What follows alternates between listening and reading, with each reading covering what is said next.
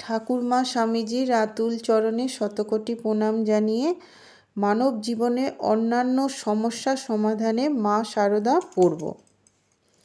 শ্রী রামকৃষ্ণের অন্তর্ধানের পর শ্রীমা 34 বছর ঠাকুরের আধ্যাত্মিক ভাবধারা পরিচালনা করেন। তিনি ছিলেন গ্রামের মেয়ে এবং কোনো বিদ্যালয় থেকে শিক্ষালাভ করেননি। তবু তিনি রামকৃষ্ণ সংঘের ও বহু ভক্তদের অগণিত সমস্যা সমাধান করেছেন তাঁর ভালোবাসা, দয়া, ক্ষমা, ধৈর্য, সহিষ্ণুতা ও আধ্যাত্মিক জ্ঞানের দ্বারা। ঠাকুরের সন্ন্যাসী শিষ্যরা মায়ের আদেশ বিনা বিচারে গ্রহণ করতেন। স্বামী বিবেকানন্দ পাশ্চাত্যে যাওয়া সম্বন্ধে যখন দ্বিধাগ্রস্ত ছিলেন, তখন তিনি মাকে চিঠি লিখে তাঁর মতামত চান। মা তাঁকে যেতে নির্দেশ দেন। ঠাকুরের শিষ্যরা জানতেন মা ও ঠাকুরের মধ্যে কোনো পার্থক্য নেই। যেসব সাধু অন্য আশ্রমে খাপ খাইয়ে চলতে পারত না বা মাথায় কোনো গণ্ডগোল থাকত, তারা সব মায়ের কাছে আশ্রয় নিত। তাঁর ভ্রাতৃবধূ সুরবালা এবং ভাইঝি রাধুও স্বাভাবিক ছিল না। এসব বিচিত্র স্বভাবের ব্যক্তিদের নিয়ে তিনি দিনের পর দিন কাটিয়েছেন। কোয়ালপাড়ায় এক পাগল বিরক্ত করায় মা বলেন, দেখো না, যত সব পাগলের মেলা। আমরা এসেছি কি না, তাই যত সব পাগল আসছে। দেখো, রাধু পাগল, তার মা পাগল, এইসব নিয়ে আমার ঘর। সংসারের জ্বালা যন্ত্রণা সহ্য করতে না পেরে বহু নারী ও পুরুষ মায়ের কাছে আসত প্রাণ জুড়াতে।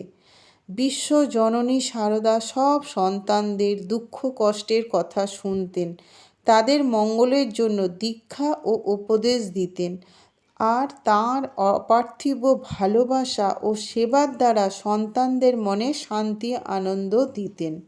বিনিময়ে মাকে অনেক সময় কষ্ট পেতে হয়েছে। একবার একটি মেয়ে মায়ের কাছ থেকে বিদায় নেবার কালে মার বুড়ো আঙুল কামড়ে ধরে। মা চিৎকার করে বলেন, ও মা, এ কী ভক্তি গো! পেন্নাম করবি কর, তা না আবার আঙুল কামড়ে ধরেছে। সেই মেয়েটি বলল, মনে রাখবেন বলে। মা বললেন, মনে রাখবার এমন উপায় তো কখনো দেখিনি। ডাক্তার কাঞ্জিলাল ও তাঁর স্ত্রী মায়ের দীক্ষিত ছিলেন। একদিন ডাক্তারের স্ত্রী মাকে বলেন, মা, আশীর্বাদ করুন আপনার ছেলের, ডাক্তারের, যাতে উপায় রোজগার হয়। মা দৃঢ় কণ্ঠে বললেন, বৌমা, এমন আশীর্বাদ করব আমি? লোকের অসুখ হোক, কষ্ট পাক, তা তো আমি পারবো না মা। সব ভালো থাকুক, জগতের মঙ্গল হোক।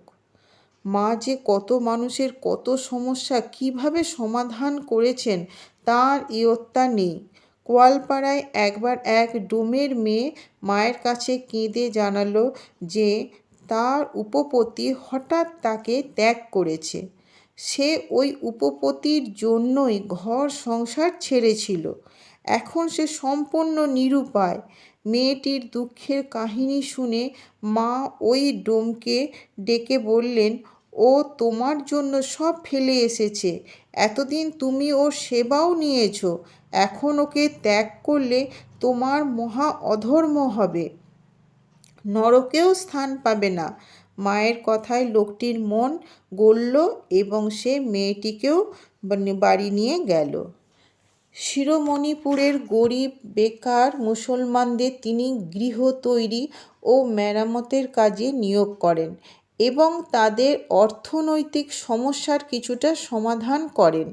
যারা অভাবের তাড়নায় চুরি ডাকাতি করত, পরে তারা মায়ের ভক্ত হয়ে গেল। কলকাতার বদ্ধ পরিবেশ ছেড়ে মা কখনো কখনো জয়রামবাটিতে থাকতেন। সেখানে তিনি গ্রাম্য পরিবেশে স্বাধীনভাবে চলাফেরা করতেন, দুস্থ ভাই ও তাদের পরিবারবর্গকে দেখতেন। মায়ের জনৈক সেবক আর একটি দৃষ্টিকোণ থেকে লিখছেন, মা এখানে জয়রামবাটিতে না থাকিলে এখানকার গরিব লোকদের বড় কষ্ট হয়। তিনি থাকলে ওদের দুধটুকু, তরি তরকারি, শাক সবজি যা বাড়ির আনাচে কানাচে জন্মে তা কিনে নেন।